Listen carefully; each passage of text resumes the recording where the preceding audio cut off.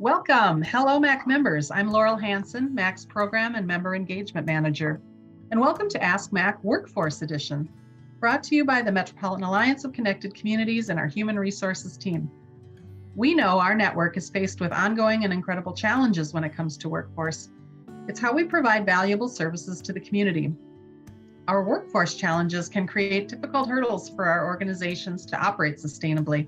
There can be complex and seemingly insurmountable barriers, but luckily we have an incredible HR expertise at MACC, and as a part of our network, you have access to that HR expertise through our convenings and working with so many of you in the MACC network. During this brief conversation, I'm joined by Jamie Hawkins, HR Generalist at MACC. Jamie brings her expertise to MACC and our members to provide the HR guidance they need to be successful. Thanks for joining me today, Jamie. Thank you, Laurel. Yeah, great to have you here. So during this chat, initial chat with you, we're going to talk about trends and resources in recruitment strategies. So specifically, we're going to talk about recruitment. And my gosh, what a challenging time this has been for MACC members who are experiencing workforce hurdles. There can be so many barriers for organizations trying to retain and sustain an effective workforce.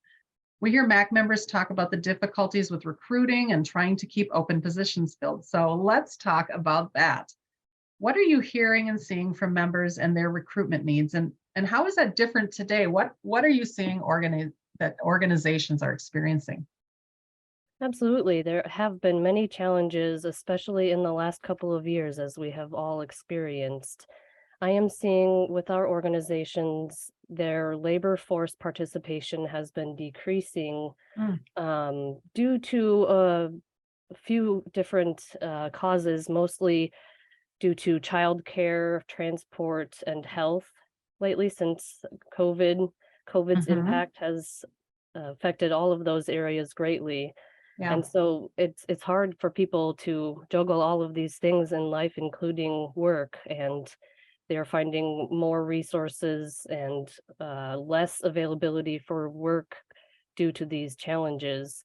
So organizations are really needing to work towards their benefits to help bring people in and help them with these hurdles.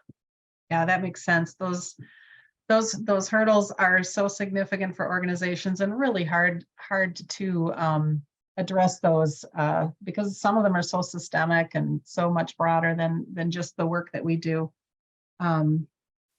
We hear a lot about skills-based hiring as a way to recruit candidates. So you're trying to approach some of these recruiting challenges. Skills-based hiring based on their skill set rather than their educational background, and finding candidates whose specific skills align with the job in question. These are the goals of the recruiting approaches. What do you see as the benefits of a skills-based hiring approach? And are there also difficulties to applying this for organizations? Absolutely. A skills-based hiring approach is a great way to increase your candidate pool. Being more flexible in your qualifications and the required qualifications for education on the initial application, so that you can get more of these folks in, look through their info and talk to them to really seek out what their skills are. You bring in, when you widen up your candidate pool through the more flexibility in the applications, and then if you have the allocation to, or the resources to allocate for interview process to really seek the skills you're looking for, you often will be surprised in how many more candidates you will be trying to decide to hire, which one to hire when the time comes.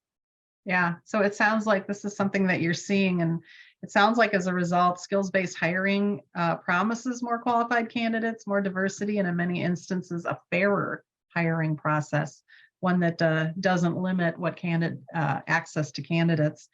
Do you see the MACC members that you work with using skills-based hiring approaches? And is that something, if you're seeing it, can you share an example of how it might be working for some of our MACC members?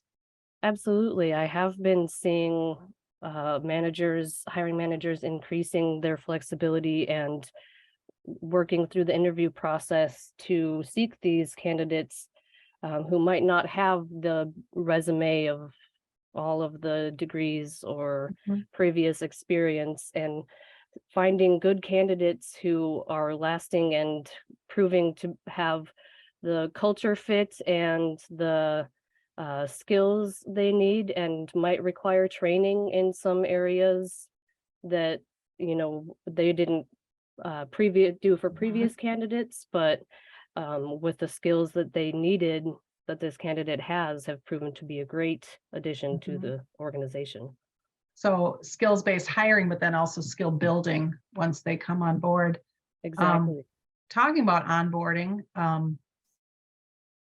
recruitment can feel like an endless Ferris wheel if the onboarding isn't really effective at retaining them. You don't want to put all of the recruitment work in to have the candidate depart because the onboarding then wasn't effective. So knowing that and knowing that the onboarding experience can make such a difference, how do you see onboarding? How do you see that onboarding can be done to improve retention? And what do you see as some of the best onboarding practices? So best practices of onboarding that you're aware of. Yes, so onboarding is very important. It's the candidate's first impression, or the new employee's first impression of the organization, and it's important to provide a smooth experience. We always make sure to start the onboarding process very quickly to make sure that they have been engaged throughout the hiring or the interview process and are still being engaged with as soon as they have been offered the role. And we maintain consistency in our communication throughout the onboarding process. And we try to keep it as succinct as possible in doing everything that we can and providing all the information that we can right up front, and Mhm. giving the new hire flexibility to do it on their time. So we do have to give a bit of a timeline and a time period for them to uh, have a flexible experience in doing it on their time, and yet not taking 2-3 weeks to get them into the organization. Yeah, that makes sense. Yeah, it's interesting to hear your approach to that. So my last question for you, when we think about uh, sort of the status quo of how we did recruiting and how we did traditional posting and just waiting for candidates to come in, that seems like that there's been change there, right? That isn't necessarily working as effectively as it used to. And one thing I've heard about is how organizations are really having to step into networking their open positions and how critical that is to promote the hiring. So are you seeing that? Are you seeing members doing, trying new approaches to recruitment, and how do you recommend that our organizations market and promote themselves because they really want to be seen as an employer of choice? So what are some steps that you see they can take in that direction? Absolutely. We are seeing that organizations are putting their organization brand up front first, Mhm. and letting the candidates know right away about the organization, and keeping that culture and branding consistent across all of their platforms. And I have seen organizations looking for new areas, new techniques, new Mhm. areas to post their Mhm. job in, new ways to share their job, and we try to make it as accessible as possible. So to have as many ways to apply and to reach Mm. the application as possible through Mhm. technology or without technology, so that whether Ah. the candidates have a computer, don't have a computer, if they need to call or mail in their application, they can Mhm. also use a QR code to easily open up the application portal if they prefer to do it quickly on their phone. So, and maintaining your branding and messaging consistently across all of these platforms really helps to highlight your organization and help keep it top of mind for candidates. Yeah, that makes a lot of sense. It seems too like engaging the whole team, word of mouth, and making sure that we're recruiting as an entity, or like our whole team is feeling ownership of that goal to bring on new colleagues into the organization. Yeah, Yes, it's yes, been fun. It's been fun to talk to you today. I appreciate your sharing. Um, all the knowledge that you have as you work with MACC members. That's all the time we have now for this discussion. It's been really interesting, and I appreciate your time and insights, Jamie. I look forward to our next conversation. MACC members, you're encouraged to visit the MACC website and our Ask MACC page of additional resources. You'll find a variety of information and links to helpful content, including more in this series of recorded HR interviews.